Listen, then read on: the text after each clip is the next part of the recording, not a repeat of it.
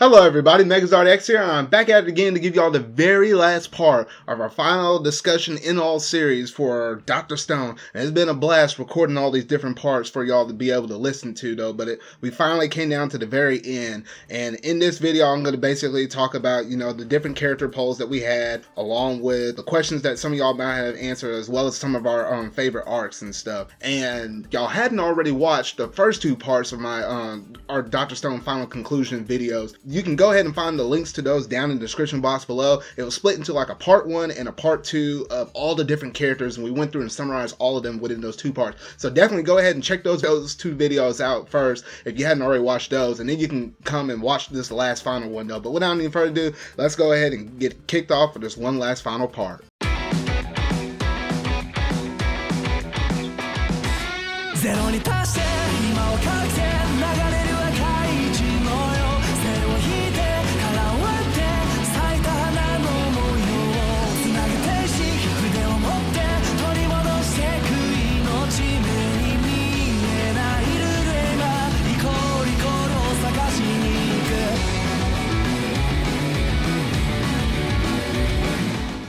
Alright, so starting off with these popularity polls, I actually took the time out to actually, send this poll out on some of my social media links and stuff like that.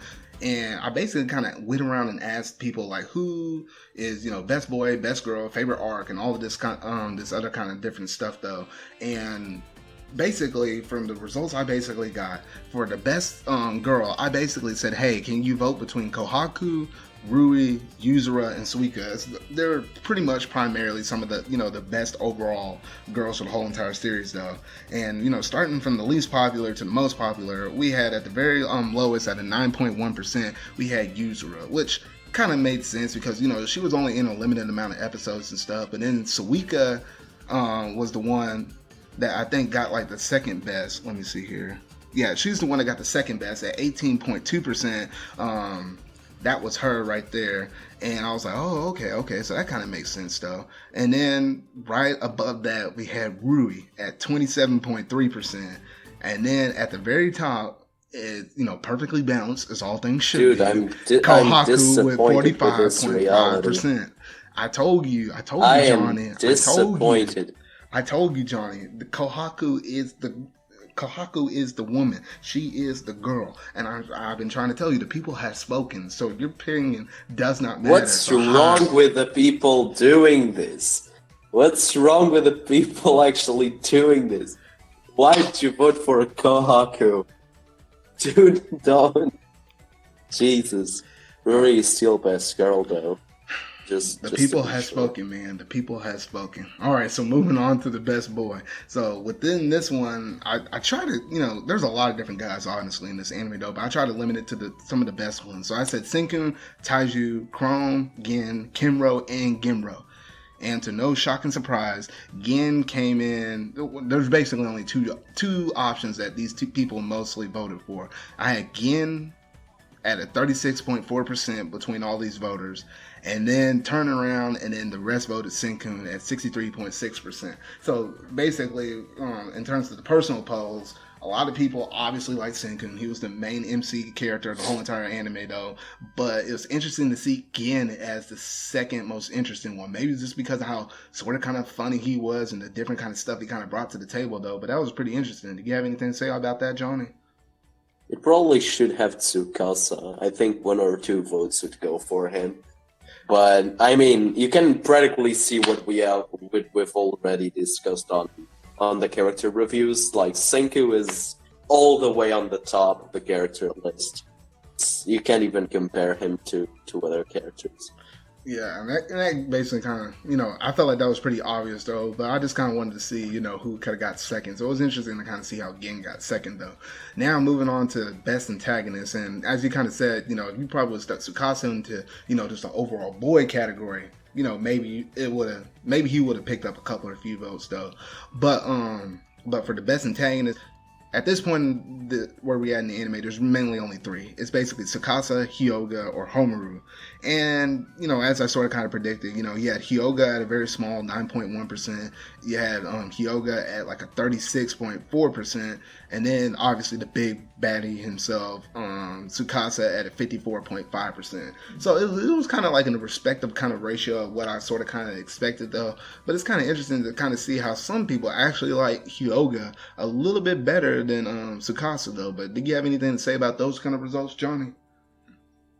I mean, I think it was pretty obvious. I don't know why you would think that Hyoga was more preferable than Tsukasa. I mean, Tsukasa was always the main antagonist of the series. Hyoga just appeared so they could show the strength of the Tsukasa Empire, just to really show that they would have to defeat two pilers to be able to defeat the Tsukasa Empire. And so, yeah, I find it pretty normal for the results to be like this. Okay. I could... Yeah. And then, and that was just kind of like a small scale, only like a couple handful of people kind of voted and kind of represented. So that was just kind of like personal, kind of like people around me and some of my viewers and followers kind of voting on that, though. But then I want to take it to a much bigger, grander scale, and we'll kind of breeze through all of this stuff real quick, though. But Crunchyroll actually took the time out to actually do a survey, and about 50,000 fans actually came together to vote their favorite character from Dr. Stone. And, after we applied a little bit of scientific method, here they basically formulated a list of the top 22 ranked characters. And it was kind of interesting to go through and look through these results, though. But let's flying by through this thing real quick. At rank 22, we had Shamil. At 21, we had Daria. 20, we had Kokuo. Let's see here. At 19, we had Connie. 18, we had Yokova. 17, we had Magma. 16, we had Lillian. 15, we had Garnet, Ruby, and Sapphire. I'm not sure how all three got wrapped up into one character, but, what else. 14 was Yuzuru. Oh, go ahead. I mean, they three are practically the same character. They are practically the same. They practically are the same. But come on. They appear together all the time. Goodness. Jesus. I just don't know how they ranked so high. That's just what I don't understand. But then again, out of all those characters, I don't know. But 14 we had Yuzura, 13 we had Kimro, 12 we had Tsukasa. So he didn't even make top 10, but okay. 11 we had Senkun's dad Byakuya. 10 we had, all right, and then here comes the top 10. Number 10 we have Taiju. Number 9 we have Gimro. Number 8. What the heck? Chalk is Suika's dog.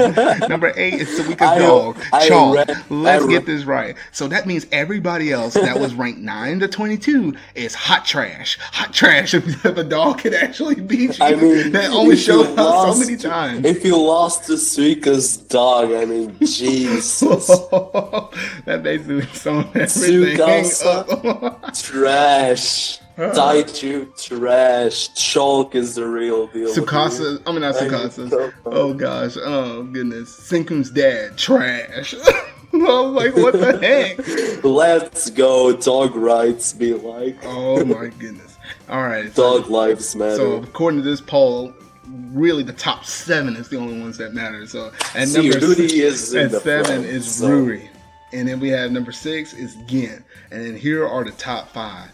We had at number 5 we had Suika, and I was pretty much thinking, she was up there. Imagine, I knew that was. Imagine Suika losing to her dog, man. Jesus, that would have been bad. And then 4 we had Old Man Kasaki. I feel like those episodes towards the very end definitely probably helped push him up and over, at least at that point. And then number 3 we have our boy over here, Chrome. To no shock and surprise, Science Man number 2, yada yada yada. Oh, then we get into what really matters. Number 2, Kohaku. Kohaku not only beat you in my personal, did not beat Rui in my personal polls, Jony, but actually beat in the polls with 50,000 people. So you can't really say that Rui is best girl in this anime because Kohaku is the best girl because she beat everybody else. So I don't want to hear this mess no more on my channel. All right, you hear me? She get in the zone though. She get in the zone. Oh goodness! And then, and at number 1, we had none other than our boy Senkun. So it was really interesting to kind of see and kind of go throughout just all those different types of all those different votes for see, out of those 50,000 people who were actually very popular. It was really funny. My key highlight from this whole entire thing was Suika's dog actually taking number 8 and saying everybody else in the anime, besides the top 7 characters, is hot trash. that's my main little takeaway from that. Jesus. Thing. I was like, holy No, you're seeing it with the wrong eyes. It's not that everyone that lost is pure trash. It's that Suika's dog is just a god. It's just, he's too good to be here.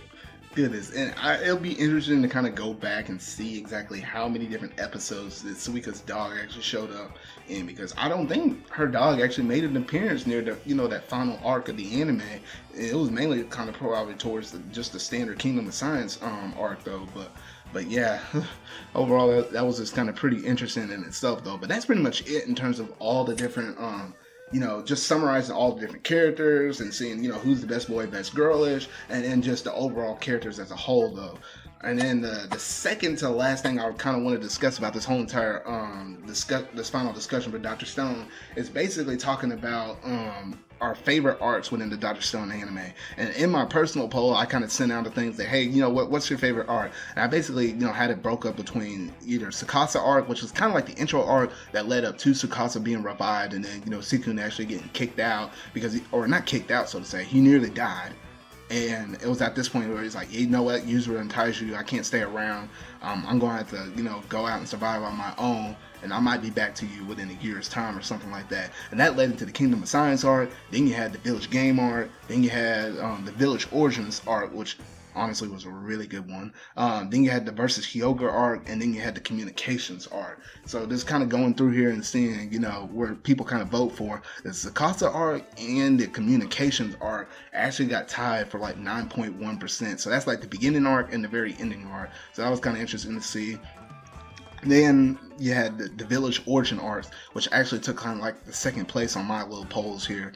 And honestly, I really thought that this was, kind of expected, because honestly, that was a really good arc in itself. And then obviously the clear front winner was the Kingdom of Science arc. And I honestly thought that this one was really going to win, because it was the one that really kind of defined what the anime was and the kind of direction it was kind of going, based upon after you kind of set its origins from like the first Tsukasa arc and everything else stuff. But you have anything to say about these poll results, Jony? I want to say that those 9.1% on the Tsukasa arc are mine. I was the one that voted for that. Because, I think it should be interesting if we give our opinions about why is that our favorite arc. Okay, so why don't you go first? I'm gonna say that the Tsukasa arc was my favorite because it really started off with the story of the stone statues and petrification and all. It was what started Senku's desire to rebuild society as it was before, and to depetrify everyone. And if we go ahead on the anime, I think that the second part kind of shades off it, the desire for Senku to unpetrify the people, and I think it really. It takes out what makes the anime be called Dr. Stone, because they forget about the petrification at all, and they don't discuss about it. And I think that's the main point of why I don't like the second part so much. Mm-hmm. All right, and then in terms of my favorite arc, gosh darn, this is hard.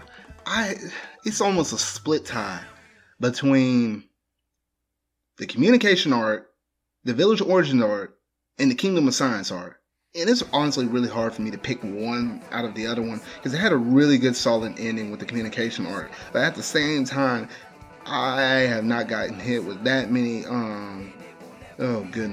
emotional feels than what that Village Origins arc actually did for me, in terms of Senku's dad and how he basically laid down the groundwork to form that village though. But at the same time, I also have to give credit to the Kingdom of Science arc, because it was the one that basically established what the anime is and how Senku started to do all that all the different scientific advancements, just step by step by step, and creating one thing that led to another thing that led to another thing, that basically it was able to ease the people's lives, but at the same time was able to help other people, as we got to see him creating the antibiotic for Rui, and then all the other things that kind of came after that though. So honestly, if I had to pick one out of these three, I almost need to flip like a three-sided die. But I might have to give it to the Kingdom of Science arc. It's just, that was just like one of the beefiest, most arcs out of the whole entire anime, though. But I can't lie, though. I also really like the Tsukasa arc with some of those fights and stuff. I'm pretty sure I'm gonna like a whole bunch of stuff that's gonna come within season 2 with the war stuff. Cause I do like those little bit of action moments that you get right after you get those kind of chill moments after Senkun's basically created a whole bunch of stuff, though. But other than that, I think that's pretty much it for my favorite arcs. Do you have anything else to top on that, Jony? I just have something to say about the second half of the anime that is a part that I didn't like so much about the anime. Alright, go ahead. As the first one. Also because, like, one of the main aspects that makes me not like the second half so much is because it just follows a formula.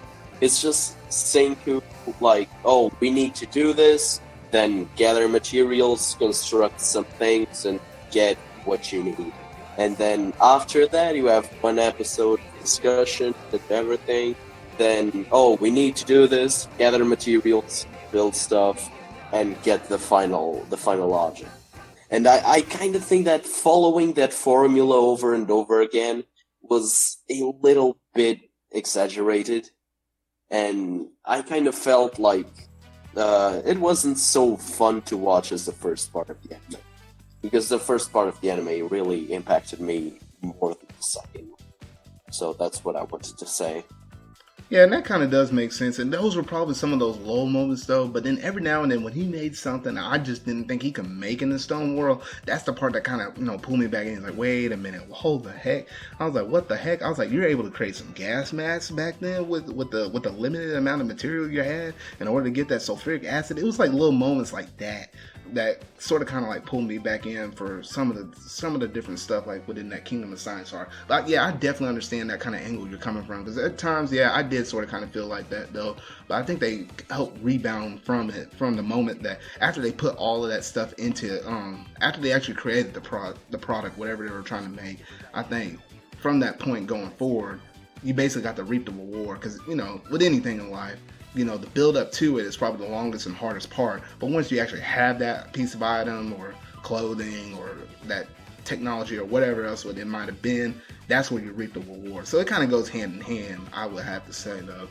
But anything else? I mean, I have to admit my two favorite episodes are on the second half. Even though I prefer the first half, my favorite episodes are on the second. Yeah. And I just gotta say that. It's because the second half has some awesome character development. Don't get me wrong. The Senku's development with Byakuya and the space station and everything was awesome. The story is incredible. But yeah, that's it. Alrighty. And I think that's pretty much it in terms of all of the different kind of polls that I have, personal as well as the Crunchyroll thing.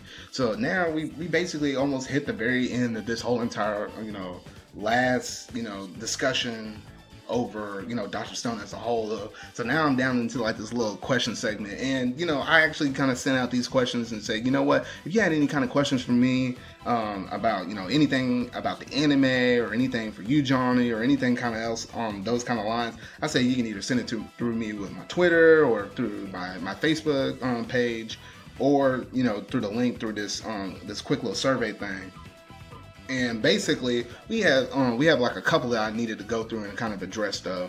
But I'm gonna start off with this first one though, because my boy Quacky over here on Twitter basically sent out this sort of kind of crazy question though. But when you look at it, you actually can be able to pull out the deeper meaning from it though. But he basically said, "Why does Senku look like a Leafeon?" Now, for those that might not know what a Leafeon is basically a Pokemon, that you can basically evolve from Eevee or whatever, though. And essentially, what I basically pulled from this kind of question was the matter of fact that, Senku has a very kind of different, kind of unique sense of style and kind of art direction. And you typically don't kind of see this kind of thing with a lot of different animes. Like, how many times are you going to see not only just a white hair kind of person though, but have like this like green sort of tip on the kind of on the end of his hair. And I honestly thought when I first saw this, whenever Dr. Stone was originally announced, was the fact of the matter that he basically had that sort of kind of like an Albert Einstein kind of look. Like, he looked sort of kind of crazy-ish, and he had that, kind of like crazy kind of whipped up hair. So I just kind of thought that kind of sort of overplayed into his sort of kind of scientific kind of background. So instantly when I was able to look at this character, I was like, oh yeah, this dude definitely kind of means science. Like, I can see science kind of written all over his face though. But what do you have to say about that question, Jony? I mean, let's be honest. He does not look like a Leafeon, okay? It just looks like the frown, the little green thing that he has on his head. That is what it looks like. But besides that, not really. Yeah, but yeah, I can understand the point from where this is coming. Getting to this question, I have to say that Dr. Stone's art style and art direction is just amazing. I think it suits the anime really well.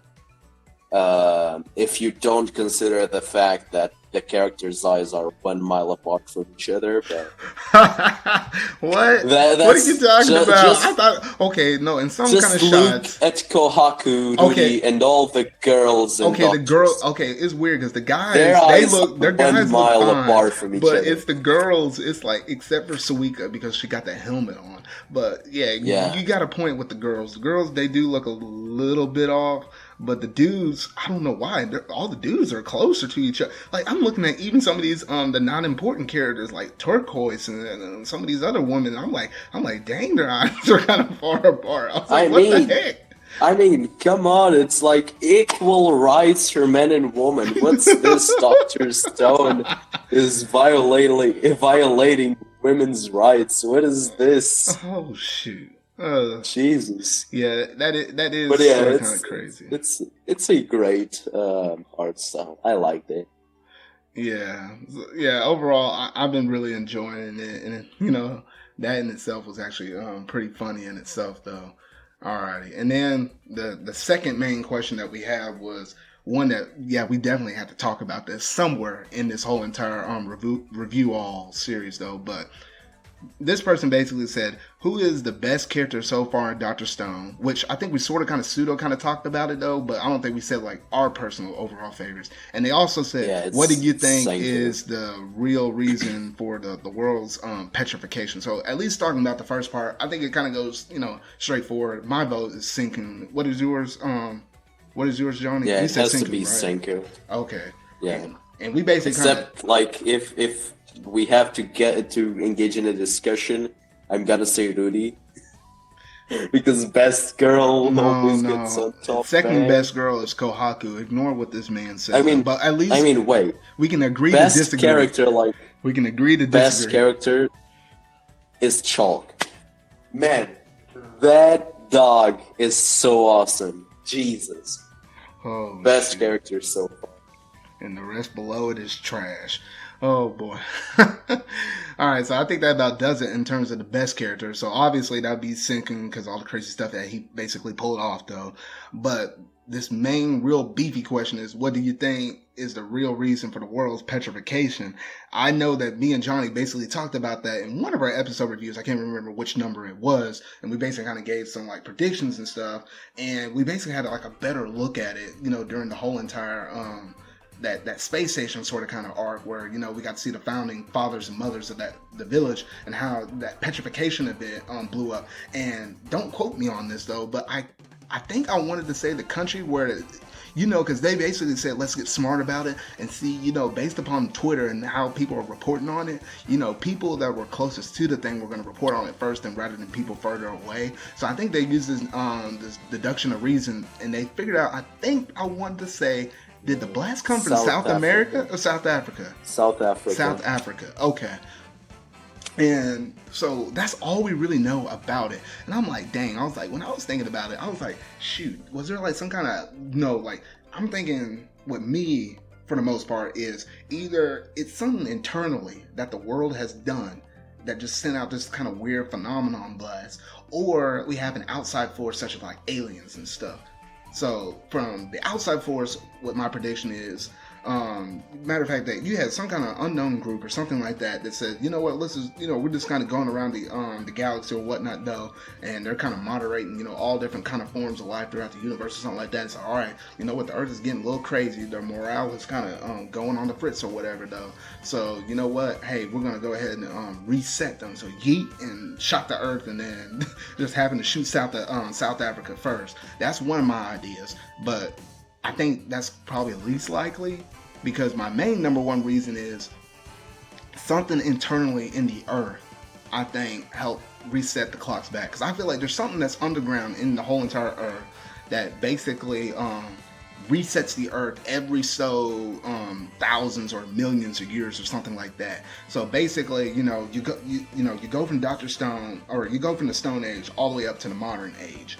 And then I feel like there's one point where, the Earth basically says, all right, we're about to reset Earth. So that way, humans don't, eventually destroy the whole entire Earth with all their kind of modern technologies and stuff. Because we know within like today's world and stuff, like, with global climate change and stuff like that, and how many, environmental issues that we kind of give rise to due to all the things that we basically do on the Earth. I feel like this is Earth's natural defense to help fight against it. So I feel like it just sends like a weird phenomenon blast out every so million or thousand or million years, and it helps reset the Earth, so that way the Earth is able to heal itself. That's the thing I honestly really feel what was the cause of the petrification event. I mean, both of them were sort of kind of far-fetched though, but that's basically all I have to come up with right now though. But what were your predictions or thoughts on this?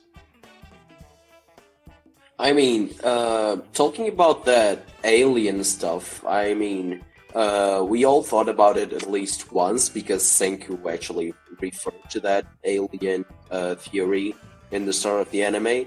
But after watching the anime, I don't think that's a plausible theory, because as we've seen in the base station episodes, they didn't see anything coming from out of orbit, so I don't think that. And being Dr. Stone a very scientific anime, I don't think they are gonna just come out with the alien idea out of a sudden. So I don't guess that's very plausible. And my personal theory is that it was someone on Earth that built something to, I don't know, they had some kind of idea to change the Earth or something, or they thought that the Earth was, I don't know, like dirty or something like that. They had some ideology about Earth, and they decided to press a reset button, just petrify everything. And that's also one of my ideas, because I guess if it didn't come from out of Earth, it came from the Earth. And the most plausible theory can create from that was that a scientist or someone actually wanted to reformulate Earth. and I can justify why it started in South Africa. I mean, he probably wanted to test it, and as Africa is one of the, I mean, how should I say it? It's not like one of the main continents in the world. So I think it would be a testing spot or some sorts. Or it would be faster or something. I don't know, but that's just kind of my theory. Yeah, and I definitely feel like, at least with our main number, because I think both me and you thought about the space thing. We both, based upon the stuff they kind of showed in the anime, I felt like we basically kind of brushed that aside. Like, I don't think that's a likely cause though. But it's interesting to see with my number one, thought and idea, and your number one thought and idea. Basically, they, they're two different kind of approaches, but they sort of kind of have the same similar base on the matter of fact that, hey, whoever this person is, or maybe it was the Earth itself, the fact of the matter is that they basically wanted to do something to where it might have been to help the environment. That might have been the original cause, is, to help the environment though. But in the case of yours, it might have, backfired on the person that might have created something, and little did that person, he or she, might have known that it might have, petrified everybody in the process. However, with the Earth, it would have been the pure intention of saying, "Hey, look, let's put everything on halt." That's basically harming the Earth, though. But it's kind of interesting how we both kind of came to a sort of kind of similar, but two different sides of a different coin. The matter of fact, they're saying it's something environmental related. It's just a matter of fact that what is the most appropriate scientific way that they can show it in the anime that technically makes sense. And and thinking about that, yours makes a little bit more sense in that kind of regard, though.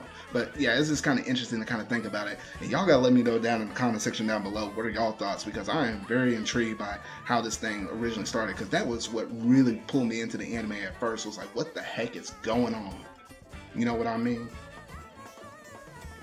And one thing that I also think about that is, if the petrification was made by a human, then probably more ahead in the anime they are gonna start using petrification for another things. Yeah. And the petrification is actually gonna become a weapon of some sorts from the people that can actually make. And I'm afraid to think about that, because if someone knows how to use petrification and they discover that there's a cure for the petrification, they are probably gonna modify the formula. And what if they make the formula better? That's gonna be a whole nightmare to take care of. Right.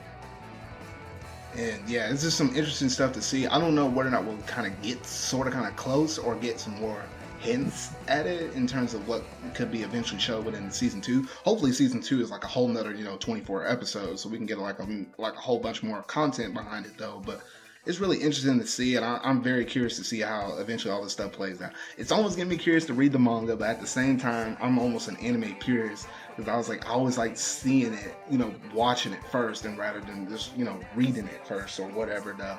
So yeah, it's gonna be a long wait for season 2, though, but something, I'm greatly looking forward to. But that's pretty much it in terms of all the personal questions that I kind of received from other people, though. But Johnny, did you have any questions for me? Yeah, actually, I have one final question for you. So, as a reviewer of Dr. Stone, did you feel like it was hard in any way, or how did you feel overall about reviewing this anime? All right, and that's a pretty good question. I feel like some people might have, originally thought about that and just, might not have said or anything, or might have been, somewhat mildly kind of curious, though. But yeah, this is definitely the very first anime season that I actually have reviewed, in general on my channel, or just, done this much extensive cover on it as a whole. And overall, I have to say it was a pure joy and a delight to be able to actually kind of address and kind of say my thoughts about what I thought about an anime as a whole, going from week to week. And it was really fun, and it definitely kind of provided like a different kind of perspective on the anime as a whole, because normally you just sit down, you watch an anime, and then you watch it for 1 week, you say, all right, that was cool. You put it down and not even think about it no more, though. But at least with Dr. Stone, it got me to the point where normally, with the way how I review this series, the episode usually dropped on Friday.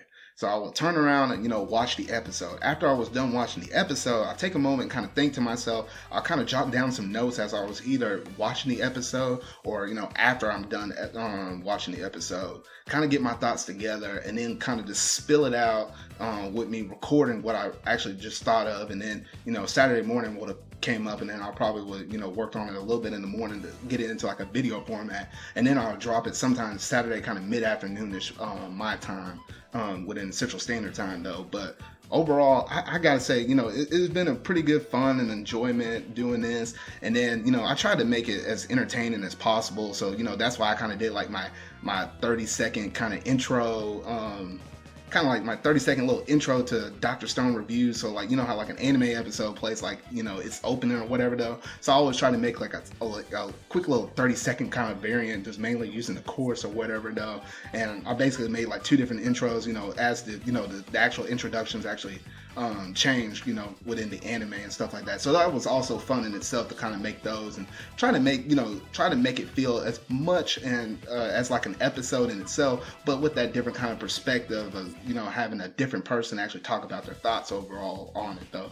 But I definitely just got to say, yeah, with this anime, it just helped me kind of think a whole lot more on an anime than what I normally would, as if I'm just watching an anime for 1 week. and then putting it down until the next week when the next episode came out, though. But overall, that was a very good question. Thanks, Jony, for that. Yeah, and also I reviewed some episodes with you, and as I reviewed the episodes with you, I kind of realized that when you watch the anime and you talk about it afterwards, you kind of start thinking deeply about it, and you realize some things that you didn't really realize while watching, and you start interpreting the stuff that happened in the episode. And I think it's a really good reflexive experience. It was great to hear the anime here. Yeah, so, and it was also it was a great journey. Yeah, and it was also interesting to be able to, I think we did it like 3 different times throughout the whole entire anime though. Whenever I did a tag team with you and doing like a dual kind of reflection on one of the episodes, whatever episode it was though.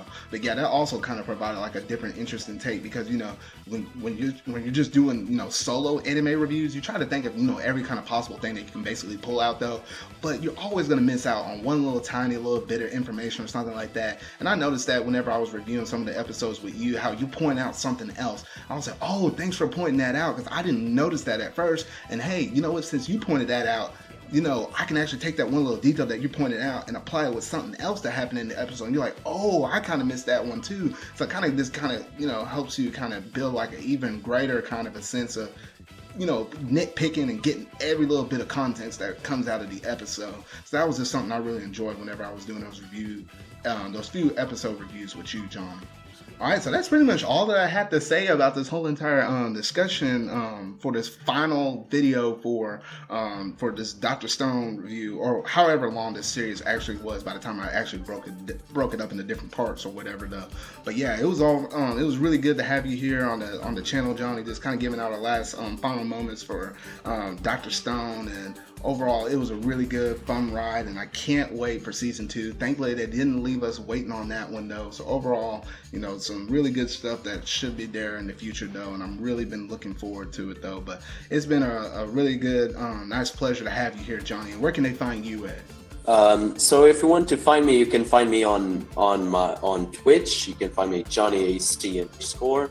I'm gonna start streaming now since it's the Christmas holidays. You can also find me on Twitter at JonyHC_. And that's pretty much that. All right, and I'll be really nice. I'll leave all of his information and kind of information where you can find him on his Twitch and Twitter down in the description box below. So yeah, definitely check him out and definitely follow him over there and see whatever crazy little shenanigans that he's up to though. But yeah, that's about it for this whole entire review series for Dr. Stone. So thank y'all once again for tuning in every single week throughout all of my Dr. Stone anime episode reviews. It was really fun reviewing it. Definitely provided a whole bunch of different new perspective in terms of me reviewing the anime as a whole though. But yeah, it's been an overall fun and enjoying. It was definitely really fun to do this here with you, Jony, though. But yeah, that's pretty much it for this video though. So yeah, until whatever video I make next. See y'all. Bye guys. Do the best, girl. No, she ain't. No, I ain't gonna end it off on that. No, get your false little propaganda out of here. Ugh. おはよう世界 Good morning world 地上に変えていく All the same 一歩ずつ道を浮かぶようなこの歩みで世界をよ